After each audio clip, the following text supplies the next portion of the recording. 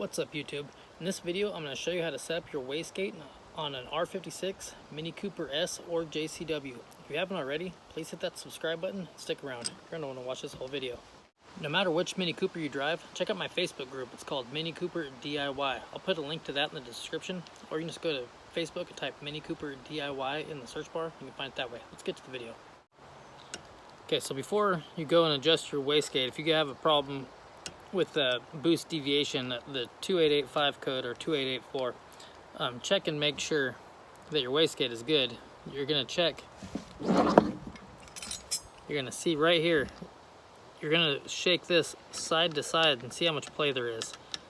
Mine doesn't seem like it's too bad, but it was starting to fall off a higher RPM a little bit more than it did when I first got it towards the end before I switched turbos.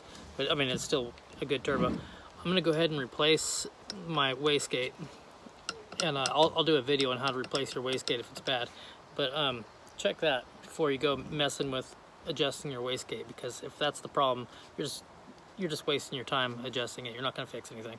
Okay, so this turbo is a JCW turbo. It's pretty close to the same thing as this Mini Cooper S turbo. This one doesn't have the bolt on it because I lost the bolt off my JCW one and I put it on there, so that's a little bit loose.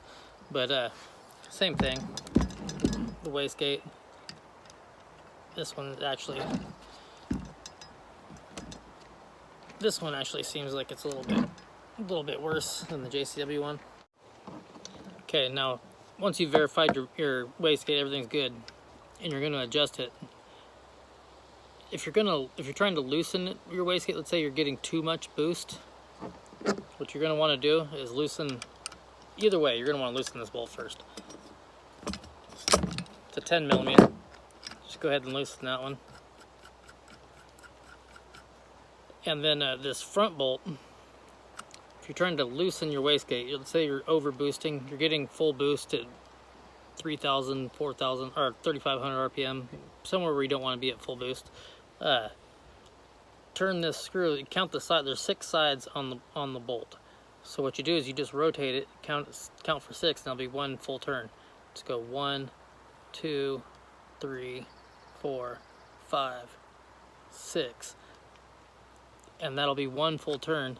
And then go ahead and tighten this outside bolt.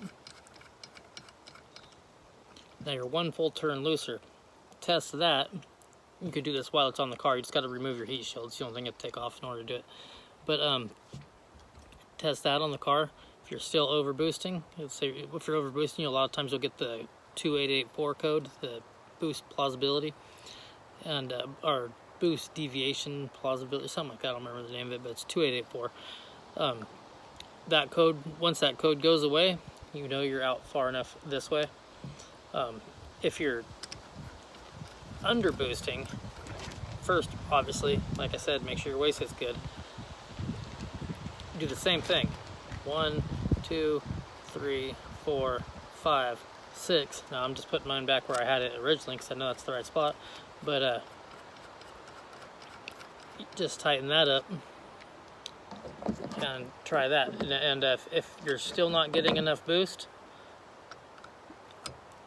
go, do it again. Do a full turn, and then once you get there, try one click at a time, just so you make sure you're not too far one way or too far the other way.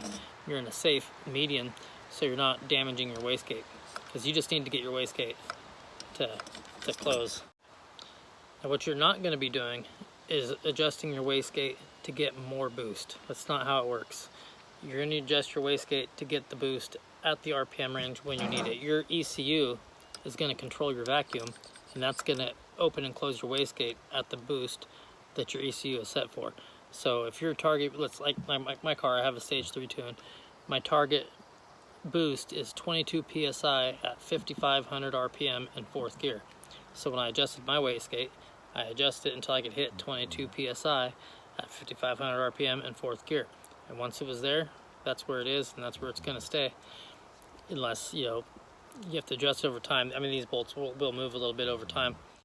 But if you need to rebuild your wastegate, I'll put a link in the description to where you can get a kit to rebuild your wastegate.